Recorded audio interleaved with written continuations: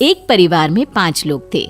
ओम प्रकाश, उनकी पत्नी सुमित्रा, बहू भावना, बेटा राहुल और एक थी उनकी बेटी प्रियंका। वैसे तो ओम प्रकाश और सुमित्रा के घर में सब कुछ ठीक ठाक था, लेकिन सुमित्रा की एक आदत थी। घर में कुछ भी गलत या सही हो तो वो किसी से कुछ नहीं कहती, और भावना स्वभाव की इतनी सीधी सादी थी कि अगर कोई उसके साथ गलत भी करता तो भी वो उसे कुछ नहीं कह पाती। इसी के चलते प्रियंका और राहुल घर में मनमानी चलाते रहते, क्योंकि घर को संभालने वाली औरतें इस तरह से रहती थी जैसे वो गूंगी और अंधी हो। माँ, मैं अपनी सहेलियों के साथ पिकनिक पर जा रही हूँ। ठीक है बेटा, चली जाओ। और मुझे आने में रात हो जाएगी, देर से ही आऊंगी मैं। अच्छा, कोई बात नहीं बेटा। अरे भावना, तुमको एक बार में समझ में नहीं आता क्या? नाश्ते में फिर से पराठे बना के रख दिए।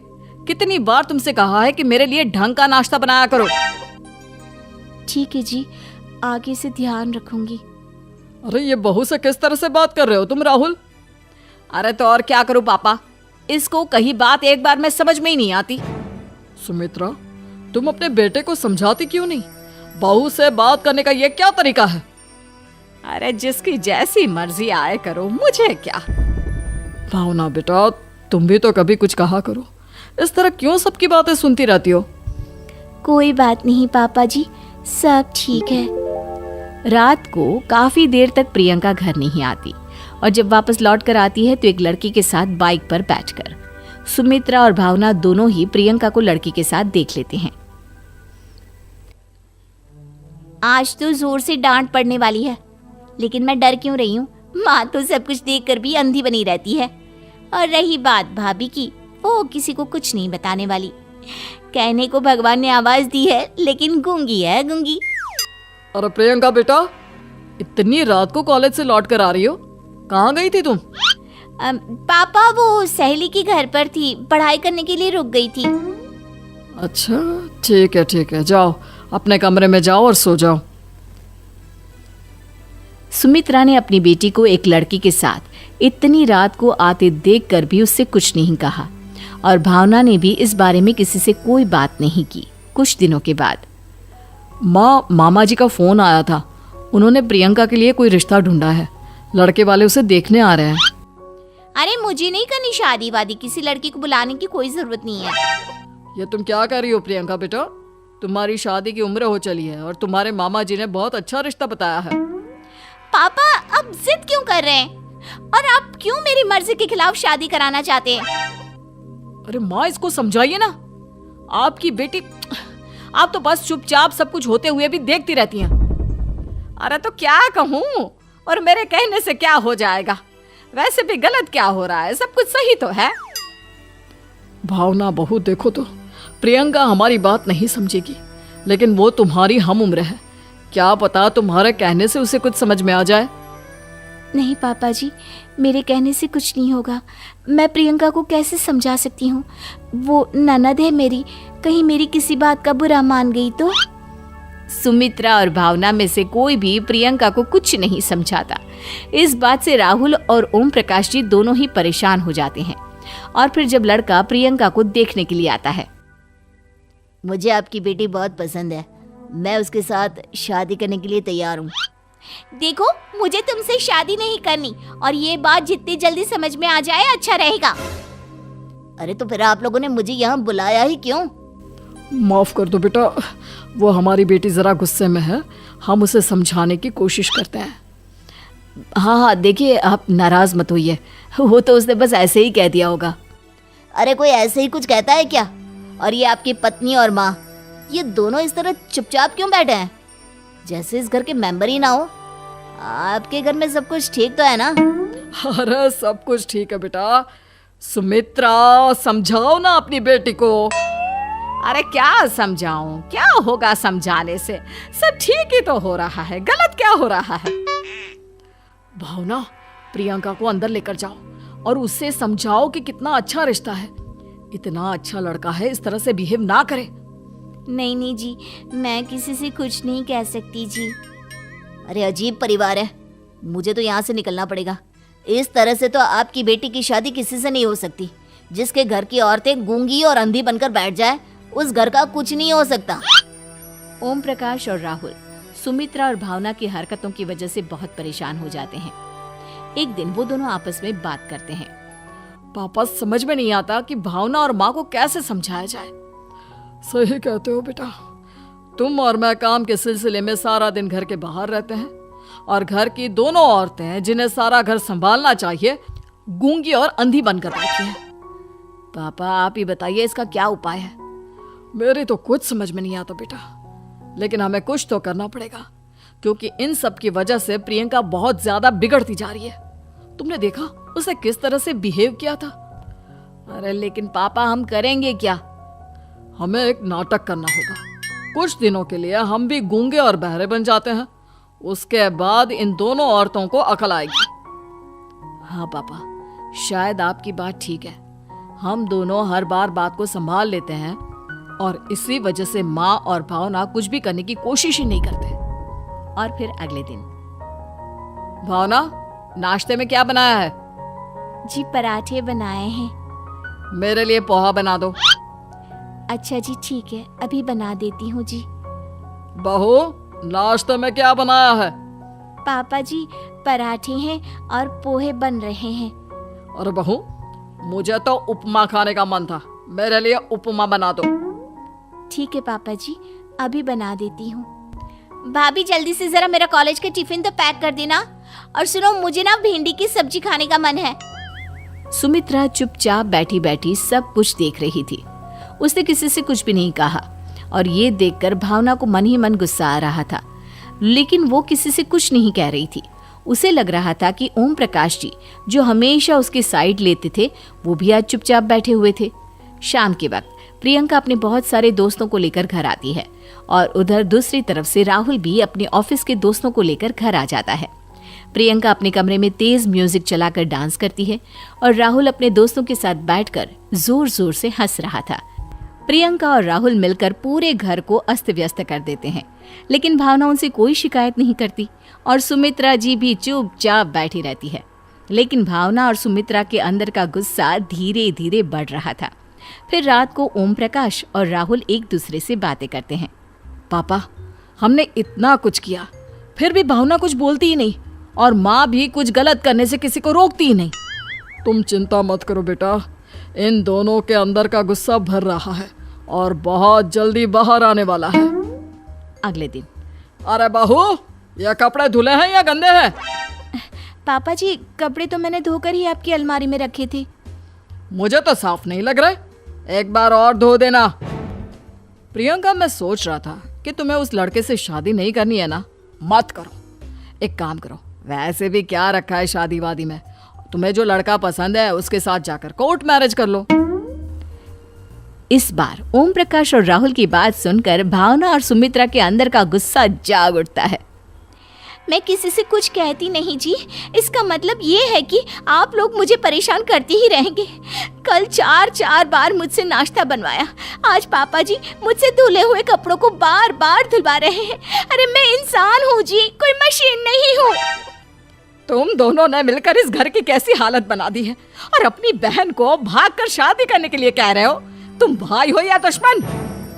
ओम प्रकाश और राहुल जोर जोर से हंसने लगते हैं। अरे इसमें हंसने की क्या बात है? हम लोग यहाँ इतने परेशान हो रहे हैं जी, तुम लोगों को ऐसी हरकत करने के बाद भी हंसी आ रही है। ये क्या कर रहे हैं जी आप दोनों? यही तो हम चाहते थे कि सुमित्रा, तुम अंधी होकर ना बैठी रहो। घर में कुछ भी गलत हो तो उसे रोकने की कोशिश करो। और भावना, तुम अपने साथ हो रहे गलत व्यवहार पर भी कभी मुंह नहीं खोलती, ये सही बात नहीं है। मैं चाहता था कि तुम्हारी भी जुबान खुले, तुम गलत बात का विरोध करो। गूंगी बहू और अंधी सास की ये जोड़ी इस घर में अब नहीं चलेगी। निशा की सास अंधी थी, वो ठीक से देख नहीं सकती थी, लेकिन शादी के बाद, माँ जी खाना खा लीजिए, और हाँ, मैं आपको दवाई दे रही हूँ, वो भी खा लीजिए। नहीं नहीं बेटा, तू बस खाना बना ले, मुझे अंदाजा है मैं खुद ही खा लूंगी सब कुछ। रोज सुबह निशा की सास की आदत थी। निशा बेटा, सब्जी दे दे, मैं काट देती हूँ। अरे नहीं माँ जी, आपको चाकू लग सकता है। नहीं नहीं बहू, मुझे अंदाजा है कि कैसे काटना है। काफी वक्त से कर रही हूँ ना मैं। वैसे भी डॉक्टर ने कहा है कि थोड़ा बहुत काम करना जरूरी होता है। माँ जी, डॉक्टर ने कहा है तो दे देती हूँ आपको, लेकिन मेरा मन नहीं मान रहा। अरे बहू, काम नहीं करूँगी तो कैसे चलेगा? बिल्कुल ही अपाहिज हो जाऊंगी। निशा सास को वो जो काम बोलती वो करने दे देती है। एक दिन निशा की सहेली का फोन आता है। सास सुन रही होती है कि वो किसी से बात कर रही है। क्या हो गया रमा, हमेशा परेशान से ही क्यों रहती हो? आ जाओ ना कभी मेरे घर पर। अरे नहीं रे, तुझे परेशान नहीं करना चाहती हूँ। मैं जानती हूँ तेरी सास अंधी है। अरे कैसे मैनेज करती होगी तू अकेले? मेरे घर में मेरी सास कोई काम नहीं करती। मैंने तो इनको साफ कह दिया है कि काम करेंगी तो ठीक है, नहीं तो इन्हें वृद्धाश्रम छोड़ आऊंगी। निशा की सास सहेली की बात सुनकर डर जाती है। वो बिना निशा का जवाब सुने वहां से चली जाती है। सास के जाने के बाद निशा कहती है, अरे नहीं नहीं, मेरी सास तो पूरा काम करती है। वो सब्जी काट देती है तो मैं छोंक देती हूँ, वो आटा गूंथ देती है तो मैं रोटी बना देती हूँ। अरे माँ जी तो झाड़ू भी इतना अच्छा लगाती है कि किसी को लगे ही नहीं कि किसी अंधे इंसान ने झाड़ू लगाया होगा। तू तो किस्मत वाली है। अरे मेरी सास के तो सारे अंग ठीक होने के बाद भी मगरमच्छ की तरह पसरी रहती है, सारा दिन सारी रात। अरे पता नहीं बुढ़िया को इतनी नींद आती भी कैसे है। खैर, वक्त बीतता है और एक दिन निशा मोहल्ले में पति के साथ जा रही होती है कि सास की सहेली मिल जाती है। अरे आंटी, कैसी हैं आप? कहाँ जा रही हैं? तुम लोगों के घर ही जा रही हूँ बेटा। तेरी माँ ने बुलाया है, कह रही थी बहुत जरूरी काम है। वैसे तुम लोग कहाँ जा रहे हो? हम मेरे मायके जा रहे हैं। अच्छा, आप मम्मी जी के पास रहेंगी तो हम लोगों को कोई चिंता भी नहीं होगी। बेटा बहू चले जाते हैं। सहेली निशा के घर में जैसे ही घुसती है, उसकी सास कहती है, आ गई रीना। जब से अंधी हो गई हूँ तू तो आती ही नहीं घर। अरे क्या बताऊं सीमा, तेरा तो मुझे कुछ समझ में ही नहीं आया। अरे जैसे ही बेटी की शादी हुई उधर तू अंधी हो गई। कैसे, मतलब समझ में नहीं आया। सास जोर जोर से हंसती है। अरे पागल हो गई है क्या? किसी अच्छे डॉक्टर को दिखाना, ठीक हो जाएगी। मन नहीं करता क्या दुनिया देखने का? कल को पोता पोती होंगे, उन्हें कौन खिलाएगा?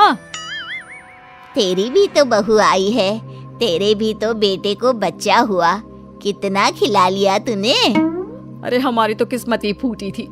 लड़की की पहले दिन से ही डिमांड थी कि सास ससुर के साथ नहीं रहना, चाहे जो हो जाए। अब बोल क्या करती मैं। फिर क्या कर लिया तूने? दोनों आंखें होने के बाद भी परेशान ही है ना? हाँ, पर चल कम से कम दुनिया देख तो रही हूँ ना, तेरी तरह अंधी तो नहीं हो गई। निशा की सास शांत हो जाती है। उनकी आंख से आंसू गिरने लगते हैं। अरे अरे रो मत, क्यों रो रही है? वैसे भी दुनिया में ऐसा कुछ नहीं है कि जो देखा जाए। चालाक बहुएं और ऊपर से वो बेटे जिन्हें बचपन से सीने से चिपका कर पाला, वो भी बीवियों के कहने पर माँ से लड़ पड़ते हैं। तेरी गुलाबी रंग की साड़ी बहुत अच्छी लग रही है, और ये जो चश्मे का फ्रेम है ना, जच रहा है तुझ पर। सहेली शांत हो जाती है। मतलब तू अंधी नहीं है, तू देख सकती है। हाँ, तू मेरी सबसे खास सहेली है, इसलिए बता रही हूँ। मैं ठीक हूँ, बिल्कुल ठीक। अरे तो फिर अंधी होने का नाटक क्यों कर रही है? दुनिया देख ली है मैंने, देखा है मैंने कैसे सास को देखकर बहुएं रंग बदलती है। मैं अपने बेटे के बिना नहीं रह सकती। पति का साया तो पहले ही उठ गया, बेटे को बहू ले गई तो क्या करूँगी? सारा काम कर देती हूँ, वो इसी में खुश है। सहेली निशा की सास को गले लगा लेती है। लेकिन झूठ बोलकर कब तक? अरे कब तक ऐसे रहेगी? थोड़ी ही देर में बाहर से बेटा बहू के आने की आवाज आती है। बस चुप कर, जो मैं कर रही हूँ बस साथ दे मेरा, नहीं तो। बहू घर पर आती है। सामने 2 कप में चाय, शादी की एल्बम और कुछ खाने पीने का सामान रखा था। माँ जी, कुछ खाया आपने? खाना क्या है बहू, बस चाय पी है। सब्जी दे दे, मैं काट देती हूँ, रात के खाने की तैयारी हो जाएगी। अरे नहीं माँ जी, मैं खाना बना लूंगी, आप आंटी के साथ बैठिए ना। बहू सारा खाना बनाकर सास को आवाज देती है और सभी बैठकर खाना खाते हैं। माँ जी ये लीजिए, कटहल खा लीजिए, ये कह रहे थे कि आपको बहुत पसंद है। हाँ हाँ, ला दे। बहू सास को रोटी का डिब्बा पकड़ाती है, लेकिन सास नहीं पकड़ती। वो कटहल देना बहू। बहू जल्दी से सास को कटहल दे देती है। अगले रोज फिर सास झाड़ू लगा रही होती है कि बहू कहती है, माँ जी आप ठीक से झाड़ू नहीं लगा रही, पीछे देखिए कितना सारा कचरा फैला हुआ है, लाइए मैं लगा देती हूँ। सास डर जाती है और पीछे देखती है। कहाँ कहाँ बहू, अरे कहीं तो नहीं है कचरा, देख। नहीं माँ जी, आप देख नहीं सकती ना, इसलिए आपको नहीं दिखा। बहू सास से झाड़ू लेकर सारे घर में झाड़ू लगा देती है। सास अब जो काम करने जाती, बहू उनसे छीन लेती। क्या बात है बहू, आजकल तुम मुझे कोई काम क्यों नहीं करने देती? माँ जी काम ही क्या है, हम 3 लोगों के लिए खाना और 2 कमरे की घर की सफाई, ये तो मैं आसानी से कर सकती हूँ। सास को समझ में नहीं आता कि आखिर बहू ऐसा क्यों बोल रही है। वो कुछ दिनों तक सब देखती है और फिर एक दिन बहू की सहेली आती है। अरे रमा, क्या बात है, कैसे आना हुआ? बैठ, मैं चाय लाती हूँ। अरे नहीं नहीं निशा, तू सहेली से बात कर, मैं ले आती हूँ चाय। वाह क्या बात है, तेरी सास को आंख से दिख भी नहीं रहा, लेकिन चाय बनाने को तैयार। और एक मेरी वाली है, हाथ पैर हिलाने की भी पैसे लेती है। वैसे यार आज मैं रिलैक्स हूँ, छोड़ आई मैं उन्हें वृद्धाश्रम। सास डर जाती है और अंदर से चाय बनाकर ले आती है, लेकिन डर के मारे सास के हाथ से चाय की ट्रे गिर जाती है। बहू की सहेली बोल पड़ती है, अरे कुछ काम होता नहीं है तो करती क्यों है बुढ़िया, एहसान दिखाने के लिए? अरे मैं तो कहती हूँ तू भी इस अंधी को वहीं छोड़ा। नहीं नहीं निशा बहू, मुझे माफ कर दे, गलती से ट्रे गिर गई, मैं सारा काम करूँगी, बस मुझे मेरे बेटे से अलग ना कर, मैं नहीं रह पाऊंगी उसे देखे बिना। बस माँ यही सुनना था। आप देख सकती हैं, फिर भी डर के मारे जो नाटक आपने अंधी होने का खेला, मैं उसे खत्म करना चाहती थी। माँ जी आप घर की बड़ी हैं, मेरे पति की माँ है, मेरे लिए आपकी जगह भगवान से कम नहीं। आप अंधी नहीं भी होंगी तो भी मैं कभी भी आपको खुद से दूर नहीं करूंगी माँ जी, मेरा विश्वास रखिए। फिर निशा सहेली को देखती है। अच्छा होगा रमा कि तुम मेरे घर से चली जाए, क्योंकि मेरे घर में ऐसे लोगों के लिए कोई जगह नहीं है जो बड़ों की इज्जत नहीं करते। सास चैन की सांस लेती है। जीती रहे बहू, जीती रहे।